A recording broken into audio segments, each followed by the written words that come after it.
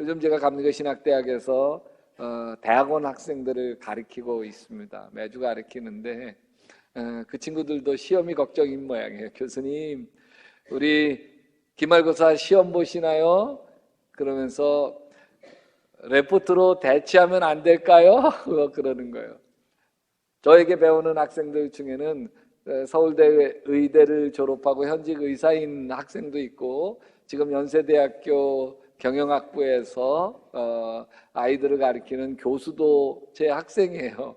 그 학생들도 시험 보는 건 싫어서 레포트로 대신하면 안 될까요? 그러고 있습니다. 누구나 시험 보는 게 싫습니다.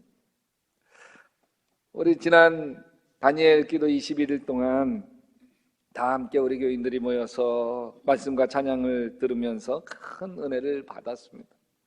자, 은혜 받은 사람, 은혜를 많이 받은 사람에게 천사가 먼저 달려올까요? 마귀가 먼저 달려올까요? 천사라고요? 그러면 얼마나 좋겠어요. 자, 예수님이 마태복음 4장에 보면 40일 금식을 하십니다. 사역을 하기 전에 40일 금식하면서 은혜가 충만하죠. 물론 기력은 쇠진하시고 피골이 상접해지시긴 하셨지만 하나님과 깊은 교제로 은혜가 충만합니다. 그러면 누가 먼저 달려와야 돼요? 천사가 얼른 달려와서 기력 쇠하신 예수님 수종을 들어야 될 거 아니에요? 아니에요. 먼저 달려오는 건 마귀가 먼저 달려옵니다. 그래가지고서 돌을 떡으로 만들어라, 높은 곳에서 뛰어내려라, 나에게 절하면 만국 권세를 내게 주리라, 그러면서 유혹을 합니다. 예수님을 시험하는 거예요. 예수님이 그걸 물리치십니다. 마태복음 에서 보면 물리치십니다. 그러면서 이기고 나니까 4장 11절에 마귀는 떠나고 천사들이 나와서 수종드립니다. 가만히 보면 예수님이 사단의 시험을 받는 동안에 누가 기다려요? 천사가 기다리고 있는 거예요. 마귀가 보기 좋게 예수님에게 패했습니다. 실패했습니다. 그러자 마귀는 떠나가고 천사가 와서 예수님의 수종을 듭니다. 이게 축복의 순서예요. 은혜 받고 나면 사단 마귀가 천사보다 먼저 다가옵니다. 인생의 시험이 축복보다 먼저 다가오는 거예요. 여러분, 세상의 모든 선, 굿 배후에는 하나님, 갓이 계십니다. 반면 세상의 모든 악, 이블, 그 배후에는 악마, 마귀, 데블이 있습니다. 마귀는 우리에게 다가와서 시험을 합니다. 이상하게도 마귀의 시험은 달콤하죠. 예수님에게도 대놓고 거래를 하자고 합니다. 높은 곳으로 산으로 가서 천하 만국의 영광을 보여주면서 만일 내게 엎드려 경배하면 이 모든 것을 내게 주리라. 양심을 팔면 명예도 재물도 부귀와 영화도 다 주겠다는 거예요. 마귀의 시험은 예수님을 축복하려는 게 아니죠. 예수님을 파멸시키려고 하는 거예요. 예수님은 마귀의 시험을 이렇게 물리칩니다. 사단아, 물러가라. 마귀의 시험을 대적해야 합니다. 여러분, 시험이라고 하는 장애물을 넘어야 은혜의 세계가 열리게 됩니다. 여러분, 처음 교회에 나와서 신앙생활을 하면서는 주일 지키기도 어렵죠. 주일 꼬박꼬박 나오는 것도 뭐 여러 가지 침묵회도 있고 다 있고 어려워요. 근데 믿음이 좀 자라고 나면 수예배도 드리고 금요철야도 하고 또 가정예배도 드리고 믿음이 더 깊어지게 되면 11조도 하나님 앞에 드리면서 신앙이 깊어집니다. 근데 그때쯤 되면, 은혜가 충만할 때쯤 되면 예수님이 40일 금식하신 뒤에 마귀가 먼저 오는 것처럼 시험이 먼저 옵니다. 별거 아닌 것 때문에 상처받고 시험이 들어 넘어집니다. 이게 마귀의 시험. 여러분, 처음에 약대교회 와가지고 이렇게 좋은 교회가 어디 있을까? 다 천사 같고 또 목사님 설교는 너무 은혜롭고 아멘 안 해도 좋아요. 근데 꼭 이때 천사가 다가와서 수종 들면 좋겠는데 아니에요. 누가 먼저 다가와요? 마귀가 먼저 다가와요. 그래서 상처받고 시험 들게 만듭니다. 여러분, 여기에 분명히 깨달아야 할 영적인 원리가 있는데, 축복이 오기 전에 먼저 뭐가 온다? 시험이 오는 거예요. 천사가 오기 전에 먼저 뭐가 온다? 마귀가 오는 거예요. 먼저 알고 선수 치는 것이죠. 그럼 예수 믿는 사람이 시험에 빠지면요, 증상이 생기는데요, 증상이 다 거기서 거기야. 시험에 딱 빠지는 그 순간요, 여러분, 대부분의 증상은 삐지는 것부터 시작해요. 삐져. 그리고 섭섭한 마귀가 들어와요. 섭섭해요. 목사님도 섭섭하고 회장님도 섭섭하고 다 여기 있는 이러저러한 사람들이 다 섭섭한 마귀가 틈타기 시작을 합니다. 그러면서 불평하게 되죠. 설교가 귀에 안 들어오기 시작하고 그 좋았던 예배조차도 싫어지기 시작을 합니다. 이런 증상이 나타나면 마귀가 일하는구나, 마귀가 역사하는구나. 할렐루야. 여러분, 마귀가 틈타는 것보다 더 무서운 게 있어요. 뭔지 아세요? 마귀가 틈타지 않는 거예요. 왜 그런 줄 아세요? 마귀는요, 은혜가 없는 사람에게는 관심도 없어요. 아니, 지금 은혜도 못 받고 믿음도 시들시들한데 뭐하러 건드려요? 잘못 건드렸다가 기도 안 하던 사람이 시험 이기려고 기도하기 시작하면 어떡해요? 그래서 마귀도 절대로 긁어부스러면 안 만들어요. 그래서 마귀의 시험이 다가오면 여러분 두 가지를 기억하시면 좋겠어요. 첫째는 내 속에 지금 은혜가 있구나. 예수님이 계시구나. 질그릇 같은 나에게 예수님의 보화가 있구나. 그것을 다 쏟아버리게 만들려고 지금 마귀가 수작 부리고 있구나. 아멘. 두 번째는 마귀 시험 뒤에는 천사가 기다리고 있다고 그랬지.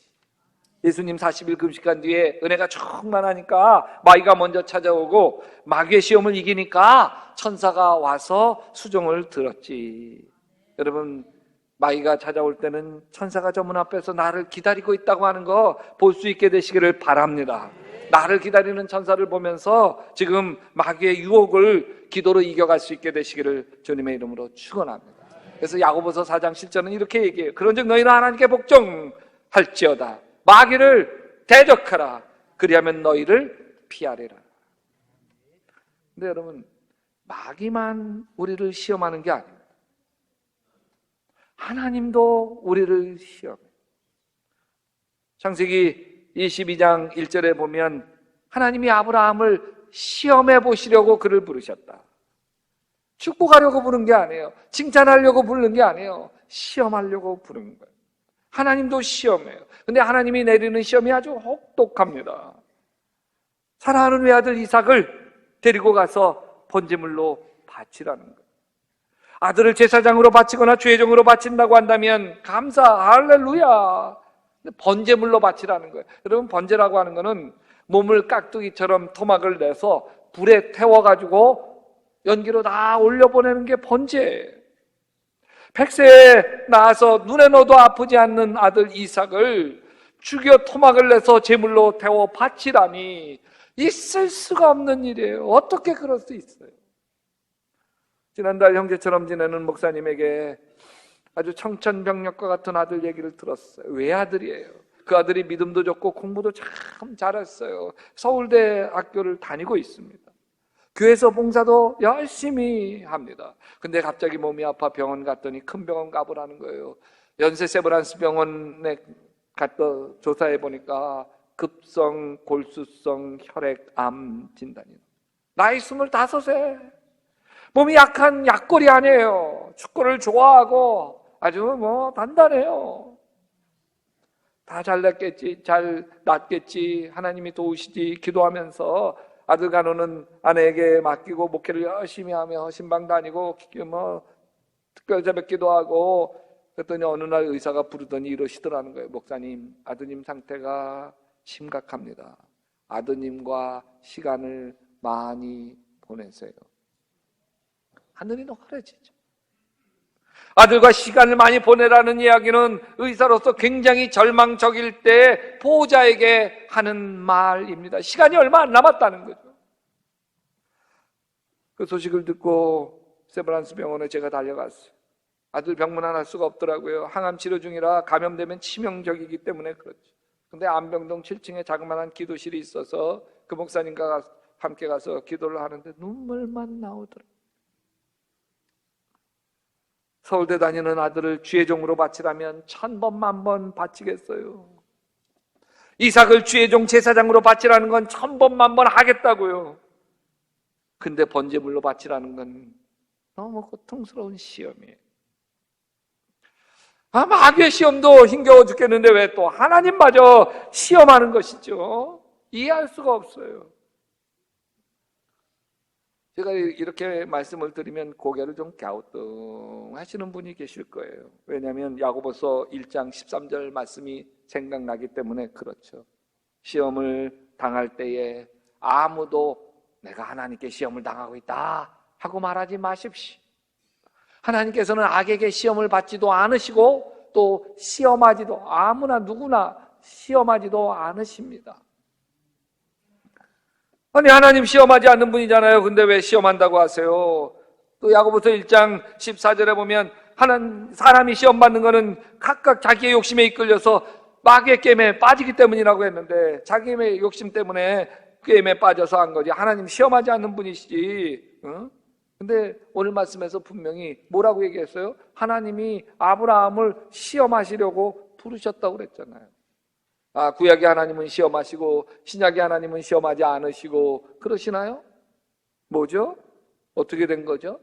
근데 여러분 한국말로는 마귀의 시험도 시험이고요 하나님의 시험도 시험인데 이 영어가 달라. 영어로 마귀의 시험은 temptation이에요. 하나님의 시험은 테스트예요. 그러니까 마귀가 와가지고 예수님을 시험했다. 그럴 때 보면요,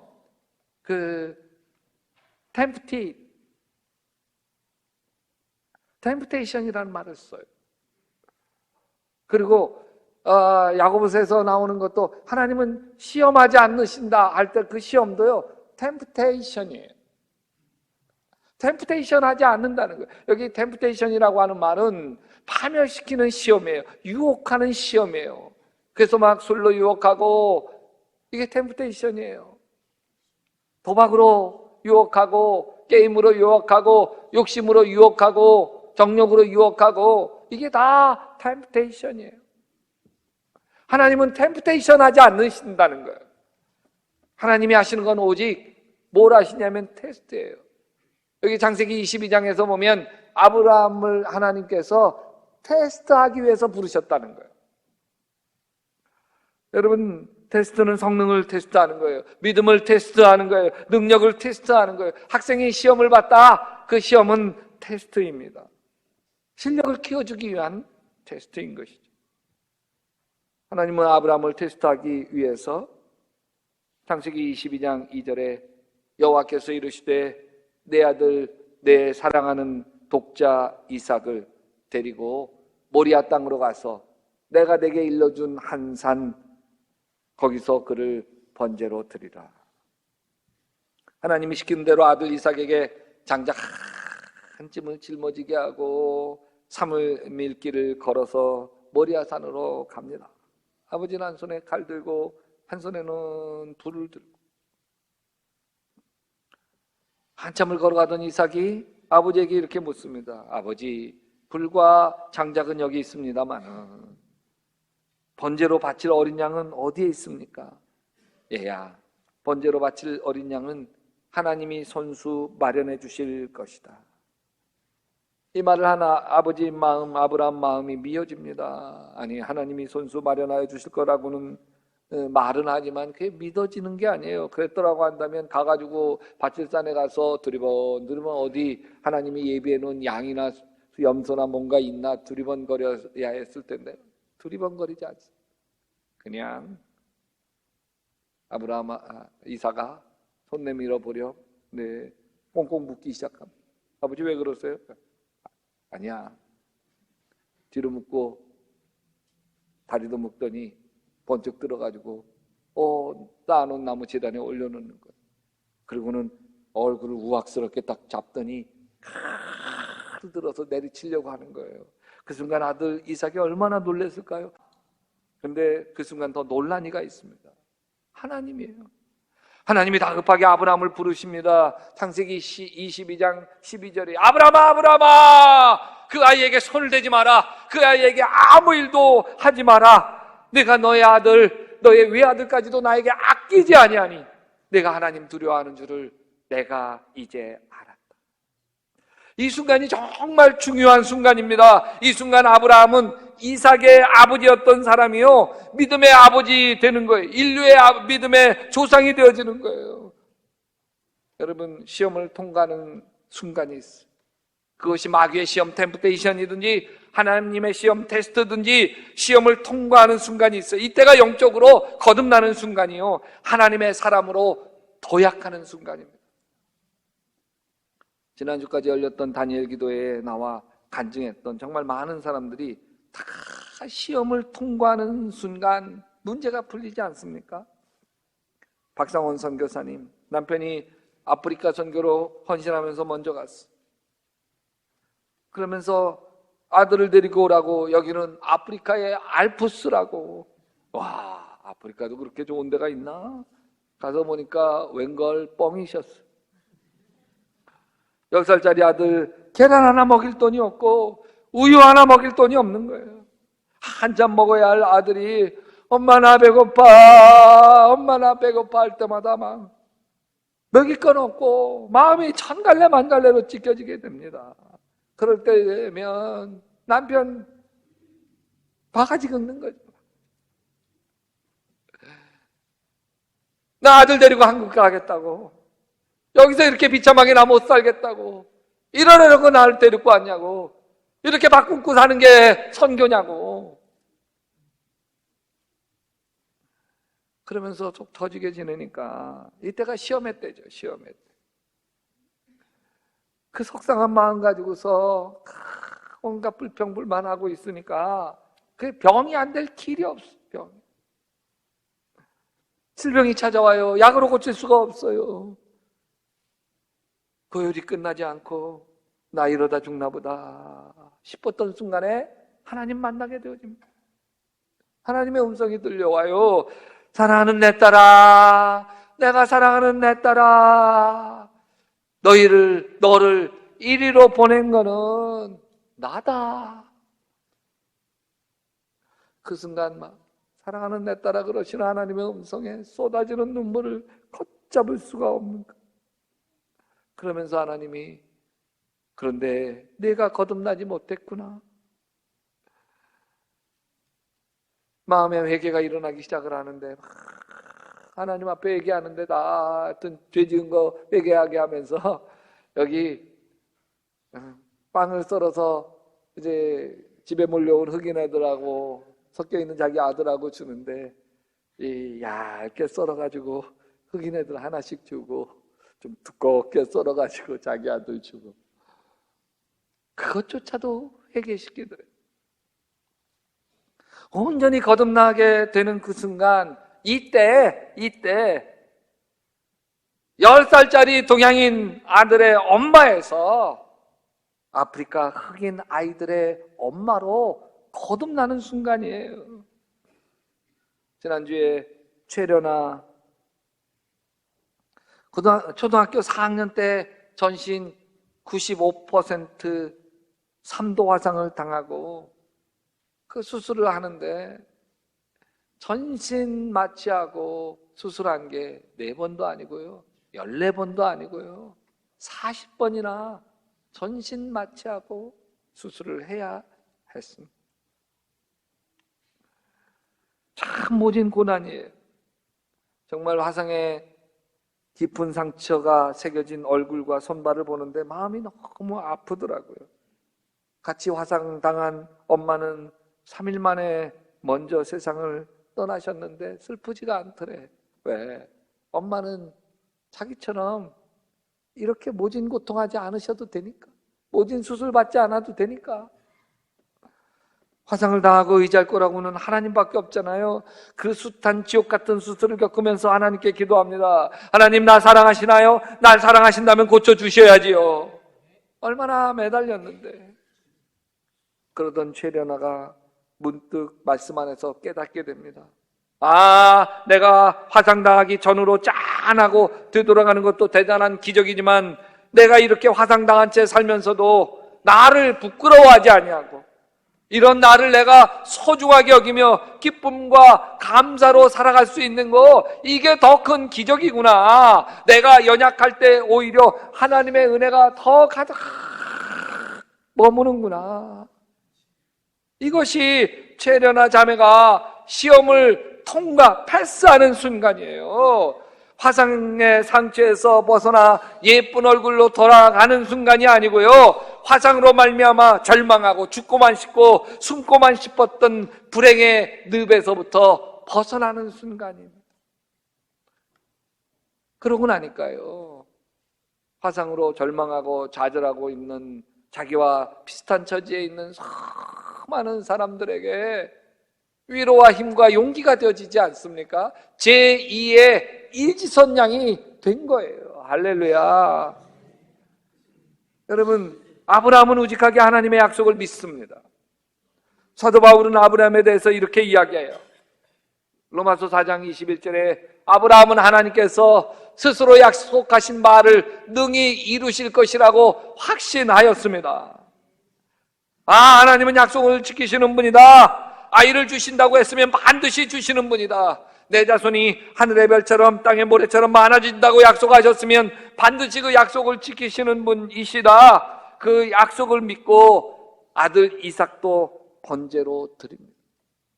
90살 넘어 완전히 죽어있는 아내 사라의 태에서 이삭을 주셨는데, 이삭을 죽여도 하나님이 그 이삭도 살려주시지, 그 믿음이 있는 거예요. 왜? 하나님은 약속을 지키시는 분이기 때문에 그렇습니다. 여러분, 시험에 합격하는 것은 약속을 받는 거예요. 약속을. 하나님이 살아계심을 분명하게 믿는 거예요. 또 살아계신 하나님이 나를 사랑하신다는 약속을 믿는 거예요. 나를 사랑하신 하나님이 반드시 나를 이 고난과 역경의 그 불시험을 통과하게 하면서 결국 놀라운 축복의 세계로 인도하신다는 걸 분명하게 믿는 거예요. 여러분, 세상에 받을 시험이란 시험은 다 겪고 당했던 이 시험의 주인공 사도 바울이 이렇게 이야기해요. 고린도전서 10장 13절이에요. 사람이 감당할 시험밖에는 너희에게 당한 것이 없나니 오직 하나님은 미쁘사 너희가 감당하지 못할 시험당함을 허락하지 아니하시고 시험당할 쯤에 또한 피할 길을 내사 너희로 능히 감당하게 하시느니라. 또 이렇게도 이야기해요. 누가 우리를 그리스도의 사랑에서 끊으리요? 환난이나 공고나 박해나 기근이나 적신이나 위험이나 칼이랴. 다른 어떤 피조물이라도 우리를 우리 주 그리스도 예수 안에 있는 하나님의 사랑에서 끊을 수 없으리라. 여러분, 시험 다음에 반드시 축복이 옵니다. 고난이 변하여 축복이 됩니다. 하나님은 약속을 반드시 지키시는 분이세요. 우리가 부족해서 늘 넘어져도 하나님은 자녀인 우리를 끝까지 사랑하셔서 반드시 회복하시고 축복하시는 분이심을 믿으시기를 주님의 이름으로 축원합니다.